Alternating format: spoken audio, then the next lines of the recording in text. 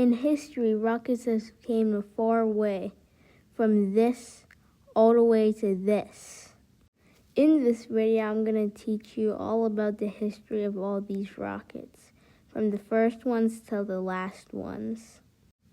First, we start off with the V-2 rocket, which was the first rocket ever. Next, the Soviet Union launched Sputnik 1. Also, a bit later, they launched a dog into space named Laika, but sadly she died because they weren't able to bring them back yet. The US was able to bring a chimpanzee into space, and then they're about to bring a human in, but then the Soviets were able to launch a human into space named Yuri Gagarin, I don't know. Then JFK did the infamous "We choose to go to the moon" speech. And they went to orbit the moon in 19-something and with Apollo 8. But tragically before that, Apollo 1 caught fire during a launch rehearsal.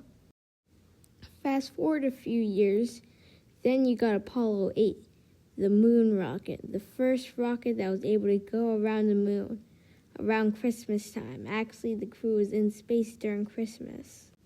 Fast forward to Apollo 10, that's where they went about 8 miles above the surface with the lunar lander to test if it was ready for the journey to the moon.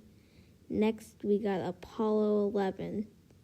Everyone probably knows about that. It's the one that actually landed on the moon with Neil Armstrong and Buzz Aldrin, and Michael Collins orbiting the moon in the command module. With them already being to the moon, then there was no point of doing other things because the Soviets weren't able to go there. So they just sent back a few missions there. And I'm just going to highlight on Apollo 16 real quick because of the Moon Olympics they had. And then NASA shut that down because one of the astronauts fell on their back and almost damaged his spacesuit. But luckily, they were okay. Next, NASA wanted to work in low Earth orbit with the shuttle program. It launched like a rocket but landed like an airplane. They had around 125-ish missions, I think, launching satellites, telescopes, and making space stations. But the shuttle didn't have that good of a safety record. It had 2 incidents and a lot of close calls. One of them exploded while launching, one of them exploded while re-entry. And also, from the first launch, the chances of it exploding was 1 in 9, and the last one was 1 in 100. So that was pretty good, I guess. Well, what to do after the space shuttle? Well, there was a private company that was able to make a rocket that goes up and lands back down. That company was called SpaceX. It was the first company ever able to do that without some trial and error. It took a lot of attempts to do that.